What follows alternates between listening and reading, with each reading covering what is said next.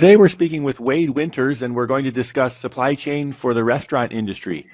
Wade, can you first provide a brief background of yourself? Sure, Dustin.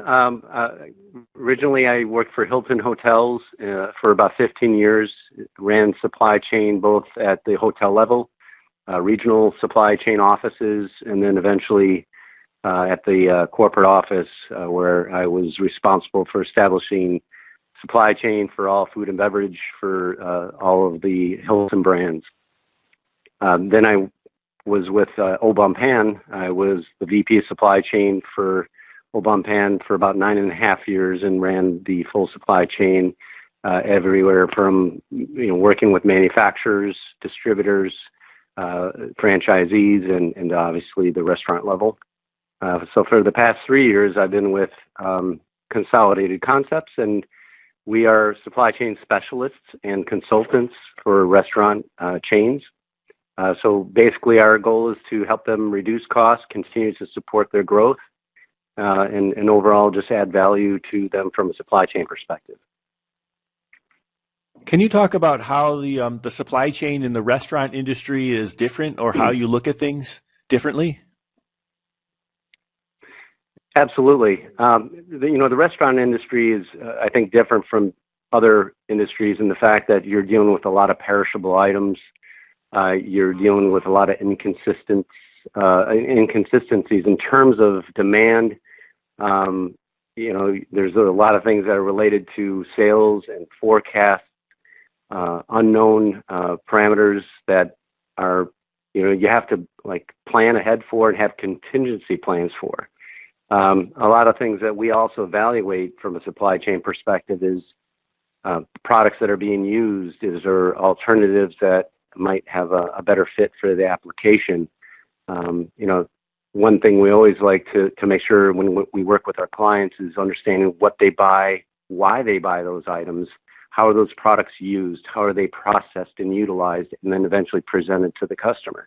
Until we know all those steps of the entire supply chain, we can't really help them and understand where there might be opportunities to reduce their costs, either through a lower cost for the product itself, or there's other ways to save money and reduce costs, whether it be improved yield, reduce labor, and we even go as far as looking at food safety risks because there's opportunities to help a restaurant company by taking some of the labor out of their kitchen and outsourcing that. And there's a lot of advantages related to that. How do you evaluate the supply chain beyond just costs and cost savings? So similar to what I was mentioning earlier, we always want to make sure we don't just focus on the cost per case of a product because there's so many variables that go into that. There's yield, there's quality, there's labor. So eventually what we want to do is dissect the entire process. So I'll give you a perfect example. Buying a case of commodity French fries. French fries are typical on all menus of most restaurants in the United States. So instead of buying just the lowest quality French fry, we want to show our clients that they have to use more product per serving when they use a lower quality product sometimes. And it has to do with yield and filling up either the plate or the container that the French fries are going in. So if they paid a few more bucks per case for a higher quality, extra fancy potato that reduces the amount of product they have to use per serving, their cost per serving goes down and the quality goes up. So there's perfect examples of that in many other scenarios. And I'll give you another great example right now. Avocados are crazy expensive. Has to do a lot to do with demand and supply. And they're almost $100 a case right now. So the first thing we want to evaluate is an avocado really between a grade 1 and a grade number 2 avocado is really the exterior of the avocado, only blemishes and scarring on the skin.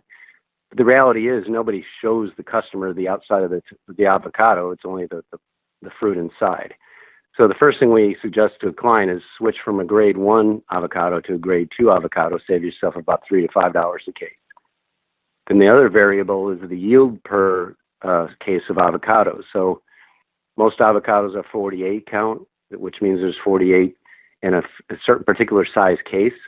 If they switch to a 60 count, they actually get more yield, they get a lower cost per usable pound of fruit from the avocado than if they went to a 48 count. Now, granted, you're going to have to open up more avocados, so there's a little more labor involved, but it's offset easily by the lower cost per pound on the avocado. So these are things that sometimes, restaurants don't really pay attention to. They're focused on what is the best price I can get for the product that I've been using for 10 years, instead of realizing there's other ways to save money by just altering a product that might be a better fit for the application without impacting the customer's experience. And what do you see for the future of the supply chain for the restaurant industry? Well, that's a very interesting question, because I'm actually at a conference right now that talks about what's happening in the industry, the type of competition that's taking place, the Amazons of the world, technology, how that's affecting the future of restaurants, the fact that millennials now are outnumbering every other age group, and what their needs and demands are. There's a lot of moving parts right now. What's really important is that a restaurant concept is able to make adjustments, and if they can't make adjustments, they won't survive. But it's really also to find out what is their niche. From a supply chain perspective, that goes hand in hand. So if you're not able to support the concept and the direction that the restaurant is going from a supply chain perspective, they won't survive. And part of the thing I want to talk about there is expansion of a restaurant chain. So usually when they're in one market and they have volume and they have good following of customers, the supply chain's rather easy.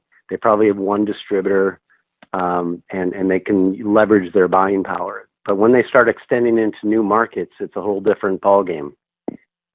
So to really understand and plan ahead, make sure that the growth is consistent and can be supported from a supply chain perspective is very important. So those are the other things we work with our clients on, is making sure they're strategic about their growth, that they do it intelligently and economically, because, again, supply chain is cost to the bottom line. Every dollar you save is to the bottom line, and that reduces the amount of sales you have to have on the front end to offset that. So that's how important supply chain is, and for any company in any industry. And I think that's why more companies nowadays are realizing that and investing in proper talent, resources, technology to make sure that costs are being managed appropriately on that back end. Thank you for sharing today, Wade. Absolutely.